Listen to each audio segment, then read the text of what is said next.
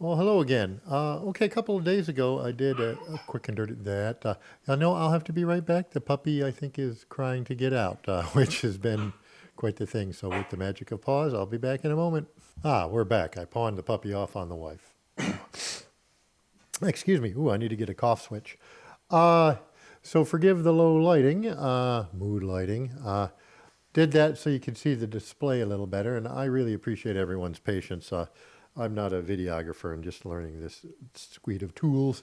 I'm using an old Sprout, so if you see jump cuts in my videos, they're not actually jump cuts. It's just this old box running out of resources and chopping up the video. I hope to move to something else shortly. Too bad. I really love the format. Anyway, but I digress. So Bob was, wondering the other day, and that's why I made the quick and dirty video just about the basic parameters. If this could replace the Timeline MX, if it could replace his L cap and possibly a digital delay. And when the basic exploration, I think it's a very good. There's a lot you can do with the tape delay. I don't own an L cap, but I do own a Volante, and I think it compares quite favorably. It's probably the same code base, or very very similar. There may be different things, but I think that they've definitely evolved the whole thing, obviously with the display. What one interesting thing about, can it replace a digital delay and the tape delay? Well, possibly both at the same time, because one thing that this unit can do is dual delays. There's a couple of ways to get to it. There's a way of doing it from the, this is the model rotary encoder. Let me see if the brightness helps at all. Does that wash out that might wash out the display. And I don't think there's that much to see. I think the answer may be yes, because check this out. Okay, I'm on digital delay, delay one. In the menu, now there is a way again of doing it here, but I'm just going to cover one. And down in if you notice, there's also the difference, the modulation speed and all that kind of stuff. But way down here,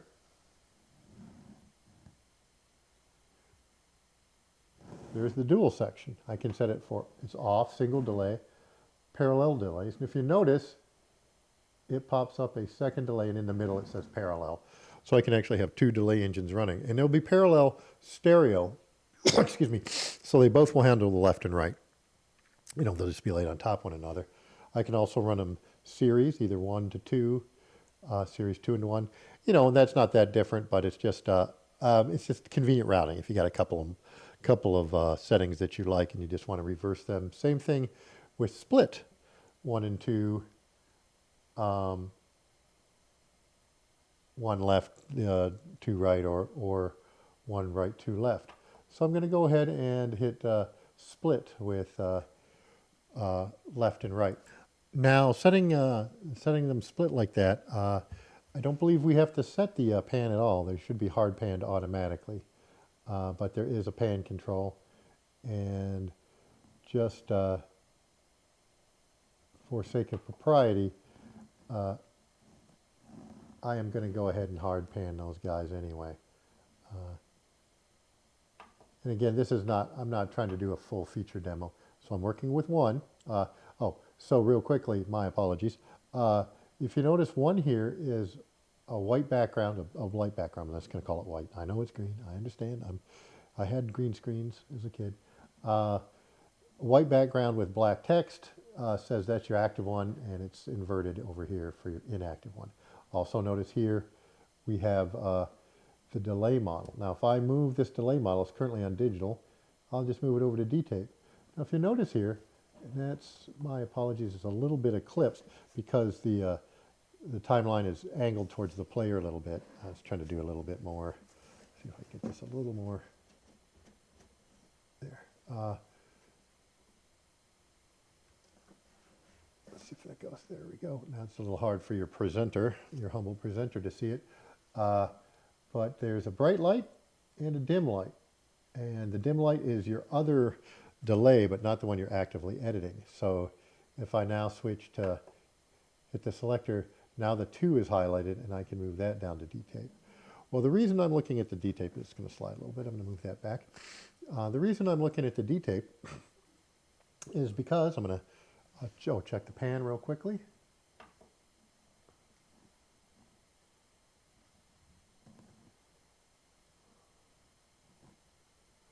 Now again, it should be automatic, but I'm doing it manually. I think you can kind of set it manually wherever you want the outputs to go, which is a nice thing if you don't want a completely hard pan. The split, by default, my reading says that it'll automatically do it. But I probably should belt and suspenders though. So now I'm panned left and right. And the reason I wanted to use the 2 dTapes is because in the dTape menu, there's the voice. The second is voice. And voice lets you switch from MX, the modern one, to the classic, which I think is more like the original L cap. And there's a couple of changes. So there's a couple of voice changes. I'll go ahead and check number 1, make sure that it's voice. Okay, so our left-hand voice is going to be the new MX model, and on the right will be the classic model. And we'll go ahead and click out of that. Now, one thing I'm going to do just to make sure that we're all equal here is let's get the times set to, let's put it at about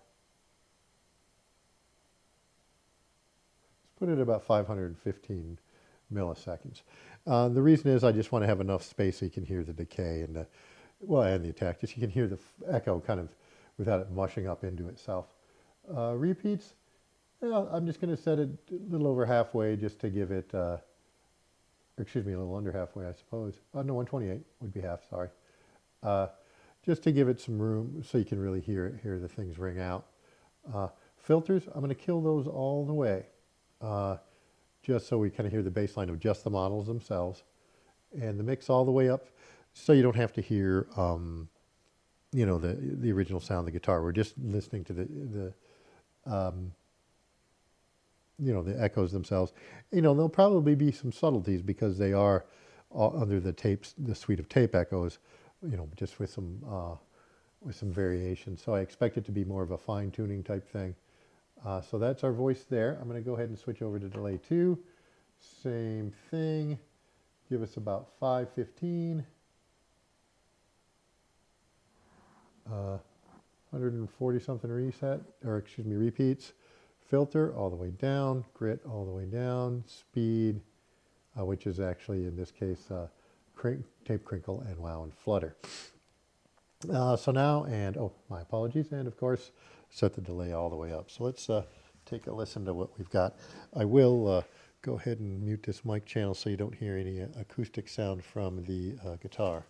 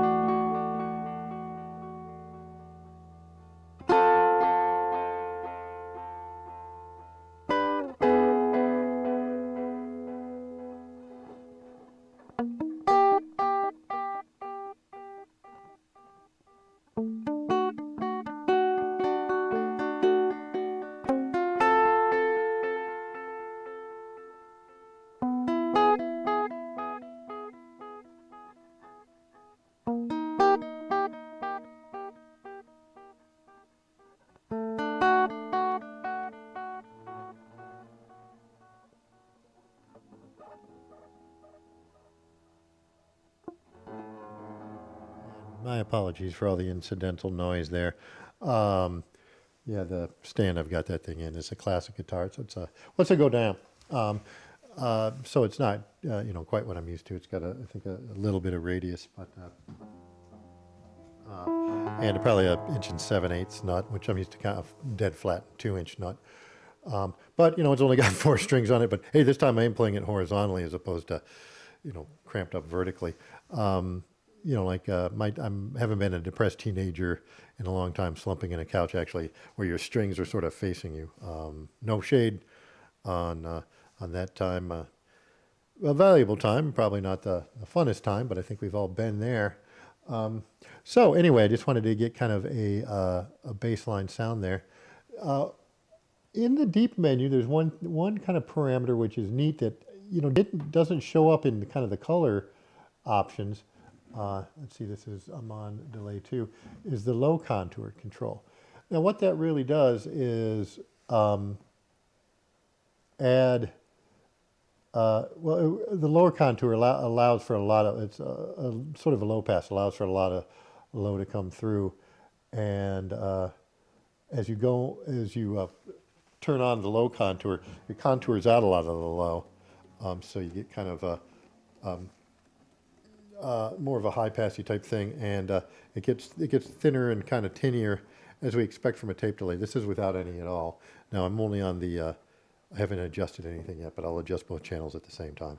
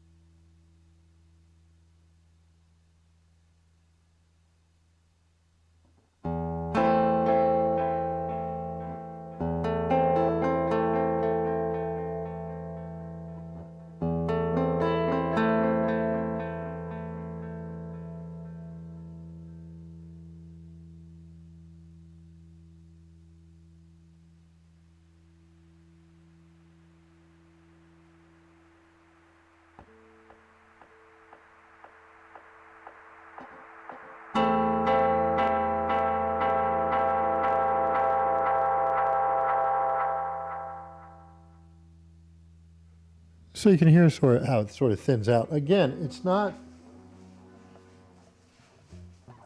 hyper dramatic, which I think is really good in this case. You know, I will say the thing about this delay is it seems to be tuned. I mean, I'm sure you can get into the outer reaches of sound design, but I'll say that I think it's tuned so that the range of these controls are just real musical, you know, which I think what they're going for. That's they're more simulating the various artifacting you'll get in these tape delays. I haven't really explored the other ones, which I think will give you some more things. And some of the, I noticed the features further down the menu, I think can give you things, swells and ducks and those sorts of things. But so I think it's tuned to, again, give you just a real sort of true representation with some tuning of what you can do with just sort of a good old tape delay. But let's move on. What I did want to look at is some of the comparative analysis of a couple of the things. Big one here, okay, in the voice. Now, big one on the voice is the filter. On the left side in the MX voice, sorry, tape age, the grit is a big difference. Let me actually get out of, if you notice here, it's tape bias.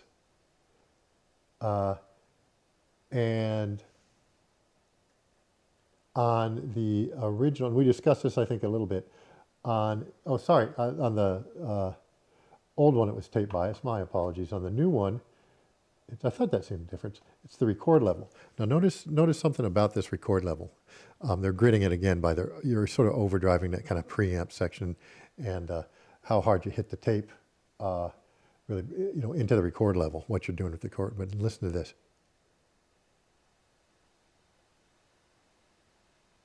You actually get, I mean, part of the artifact of that is, you're getting you're slamming it so hard you can, you got your noise floor comes up just from the fact that you're hitting it that hard. But if I go over to the classic with the tape bias, you don't really get that, which makes, complete sense, that you wouldn't get that. So just different ways of modulating the headroom. So what I'm going to do is I'm going to turn them both up. Oh, actually, let's get that stuff up around right in the 190s, somewhere in there. For bias and for record level. Now again, I think setting the numbers the same is a little bit of an exercise in futility because they're different parameters. But I think it'll give us a good demo, a good example. Ooh, it looks like I might have to play this thing as the guitar da gamba of the leg. Let's see here.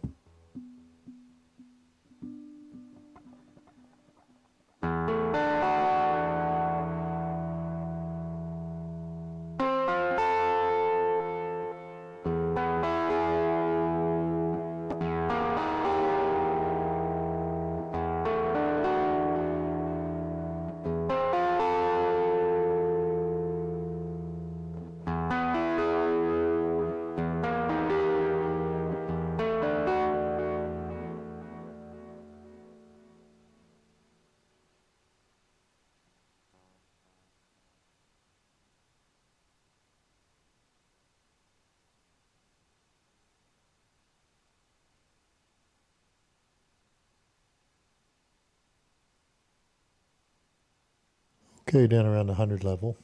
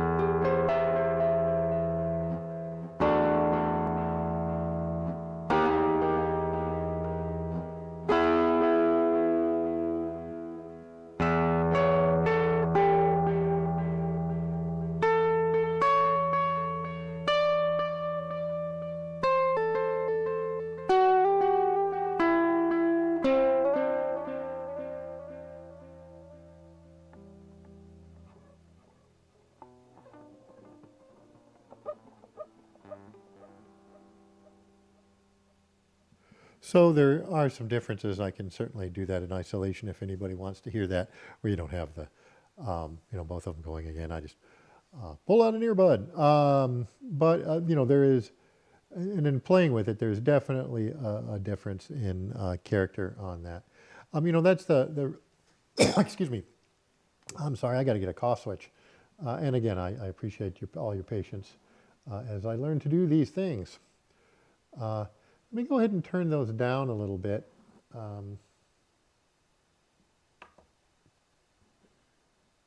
Actually, let's give them a little bit of character. We did the tour yesterday, so let's just give them a little bit of character. And let's see how the filters react here.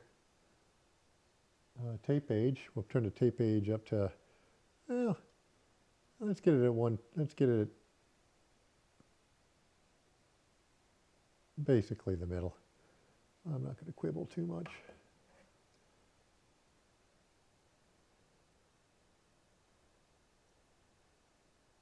And hear how that.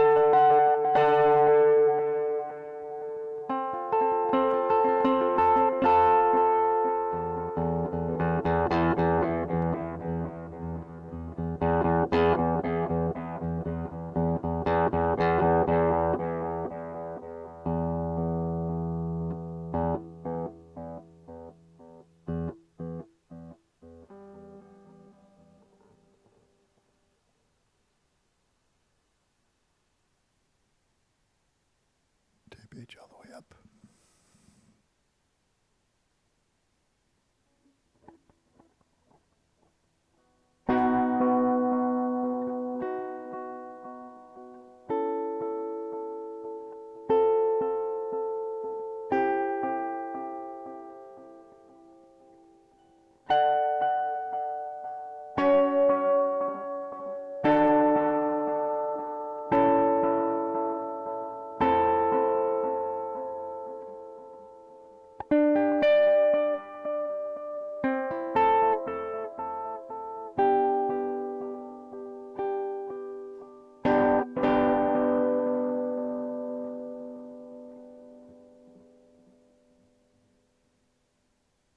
Again, I'm going to just kind of successfully approximate. I'm going to give it some character. Tape age of about 90. Again, because at this time I just kind of want to get a little more. Well, the playing isn't musical, but just to give some examples, I think, or give it a little bit more of a feel. Crinkle. Let's crank that up to about. Well, let's put it about halfway. And same thing on the other tape delay, about halfway in there.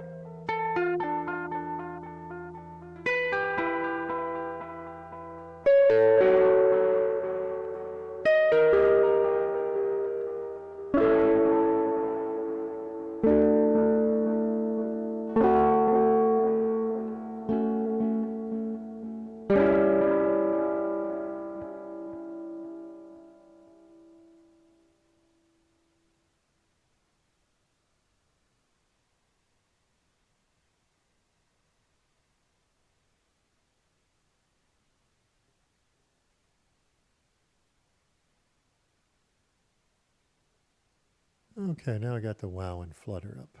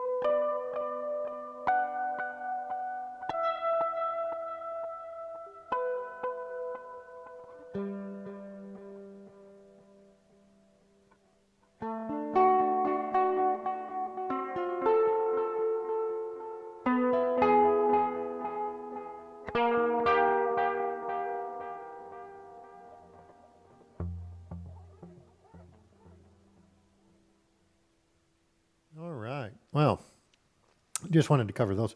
Ooh, feels weird playing without nails. Lost my nails to a terrible bathing accident. So that's just kind of one of the. Just kind of wanted to cover a real basic comparison to the things. As far as in here, see right there, you can get the crinkle and wow and flutter from the menu. There's also a swell and a duck, which is, I think that's a kind of a neat feature. So let's see, it's on number 2 there. I'll go ahead and put it on both. So you can add a swell effect to any of it looks to me like any of the models.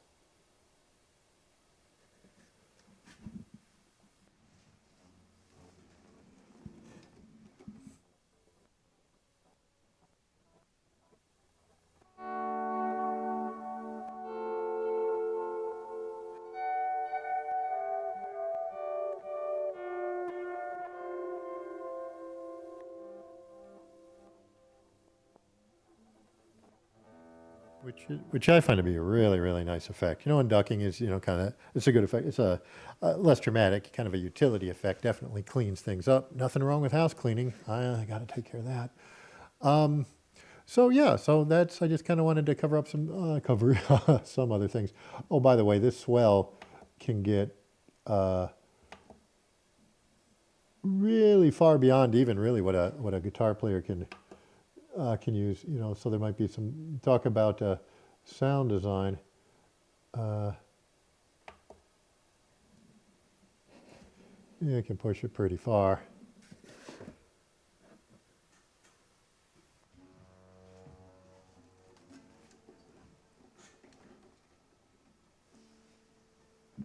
Bring down.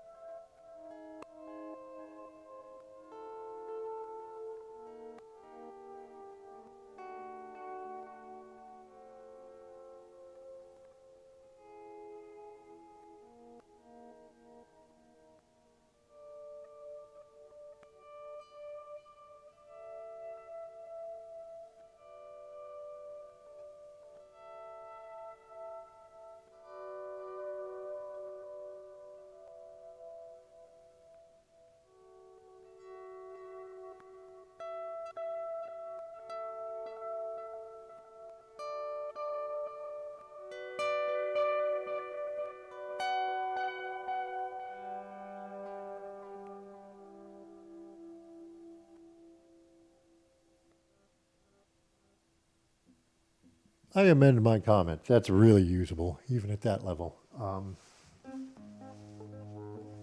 I think I may have found one of my new favorite parameters. You know, I do like the EHX Attack Decay is a really wonderful device too.